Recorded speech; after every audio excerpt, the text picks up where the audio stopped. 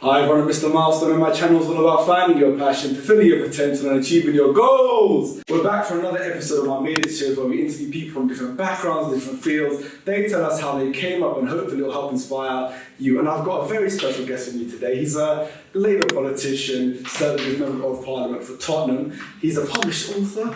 You can also catch him on LBC, and he's a huge champion for racial equity. It's David Lamb. David, thank you for joining me today. Thank you, great speaking. Yes, it's exciting. We're actually filming live in the House of Commons. Mama, we made it. And you know what? I was tempted to go to the speaker's box and just shout, order! Because I just find that absolutely hilarious. But no, David, thank you so much. It's great to have you today. Can you start off by just telling us a little bit about yourself, David? It's important to understand that I grew up in the seat I represent. I was growing up in Tottenham really during the 1970s and 80s. I was largely raised by a single parent. My dad arrived in this country from Guyana in 1956. I wanted to become a lawyer. I managed to become a lawyer, but like a lot of lawyers, found myself drawn towards the big why questions. Why is this young person in prison, or why has this business gone bankrupt? And that sort of leads you to politics. And I stood for my seat when the great Bernie Grant died, was selected as the Labour MP, and have gone on to represent Tottenham for 21 years. And now I'm the Shadow Justice Secretary. So I speak on issues of justice for the Labour Party. Wow, really, really inspirational stuff. And then can you just tell us a bit more about how you discovered that passion for politics? I think that, at school I'd love to say that I was the best at sport, or I was the best mathematician or scientist. The truth would be I would be lying. I had the gift of the gab. I was always good at talking and advocacy and drama. I was pretty good at the humanities, English, history, geography, religious studies. So I guess that desire to speak on behalf of people was always there. I did experience a lot of racism when I was growing up. I did find myself fighting verbally with racists at school and in other places. And so I suppose representing people, being an advocate for people, using my voice was where I was driven to, and that's why I've ended up in politics. I feel very lucky. I literally, for my personality, have one of the best jobs in the world. The job I do is a bit like drinking from a hose pipe. And I would say that every single day, every single week is different. This week, I am in London at the beginning of the week, and then I am in Glasgow for the second part of the week because it's the COP climate change event, and I will be up there. Every week is different, and I find that very satisfying. Wow, and I love how you described your choice to go into politics. You're clearly very passionate about it. It's just really interesting how you found that. I guess for me, careers in politics can sometimes seem not accessible. I remember myself growing up, I didn't think I could get a job in politics that easily. I didn't think it was even a career option for me. Yeah. And I think people from, working class backgrounds, people from diverse backgrounds also think in a similar way. Do you agree that that's a problem that needs to be changed? 100%. 100%. So look, I don't want to give you the sense that any of this was easy. Look, so much of my youth was spent trying to work out how to bring something about.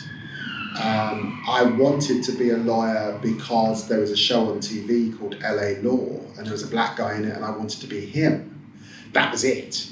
How you then become a lawyer was really, really hard. I spent a lot of time, I remember, in the local library in Tottenham reading books about how you be a lawyer. And even then it was sort of, doing the right degree, what university should I go to, all that sort of stuff was really hard for me because no one in my family had been to university.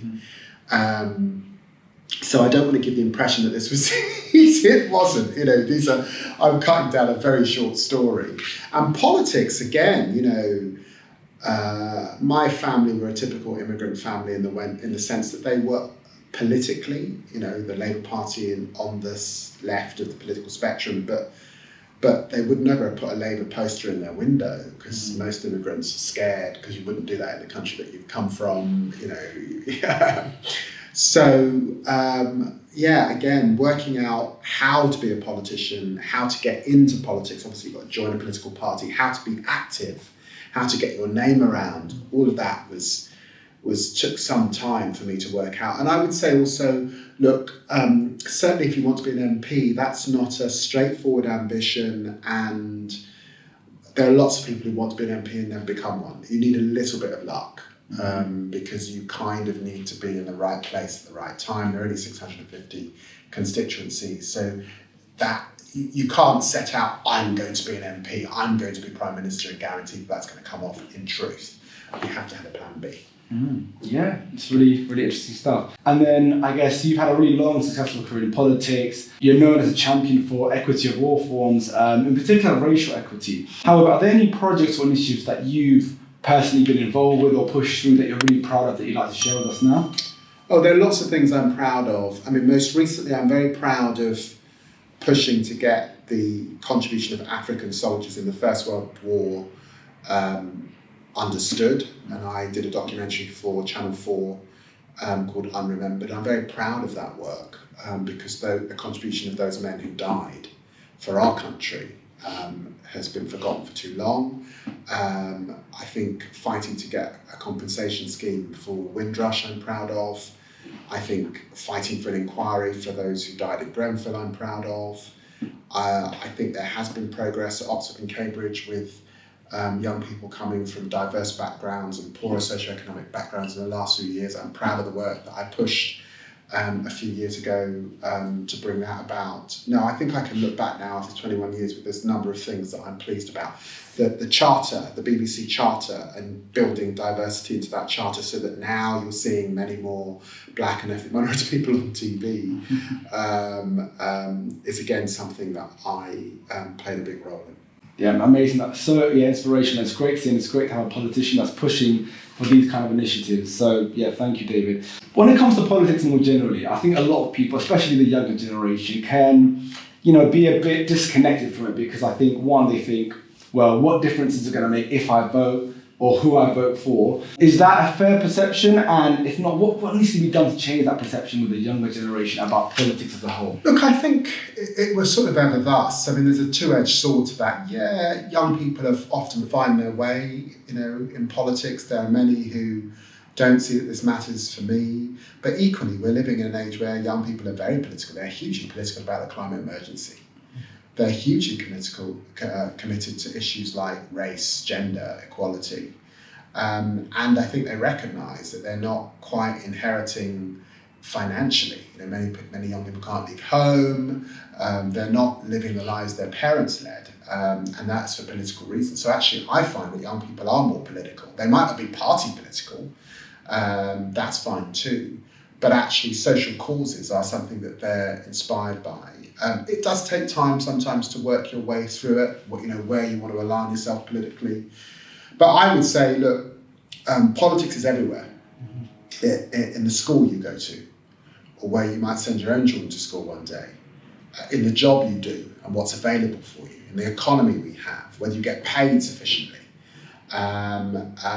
whether you're living in a society that takes you on your merits or judges you because of the colour of your skin, or because of your gender or your sexuality, and whether we heat up the planet so there's not much left for you, or whether we cool it down. These are political issues, and they're unavoidable political issues, and you have to fight for what you believe within that.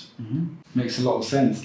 And as a hugely successful sort of black role model, what advice would you give to young black people that want to go on and have really successful careers? Look, I think you've got to work on resilience.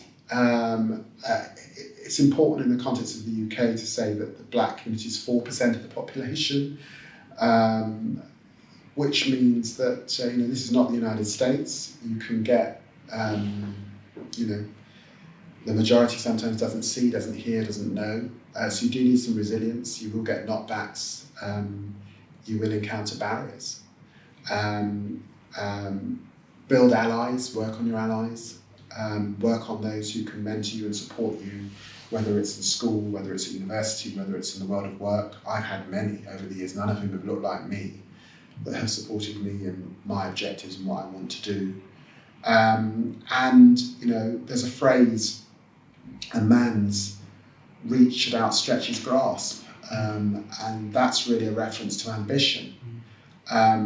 I found in my life that at every single stage people told me I can't do something. You know, you can't be an MP, you can't go to Harvard Law School, you know, you can't be this, you can't be that.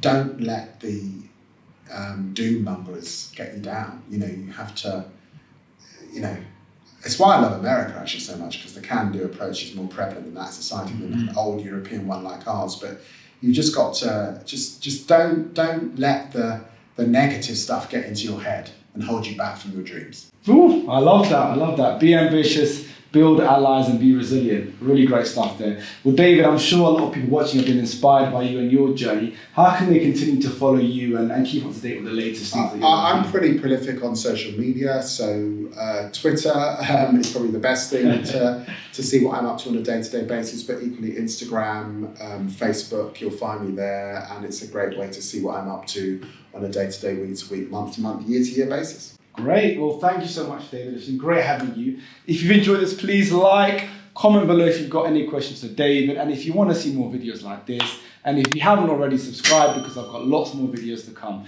So thanks for watching, and let's keep chasing those goals.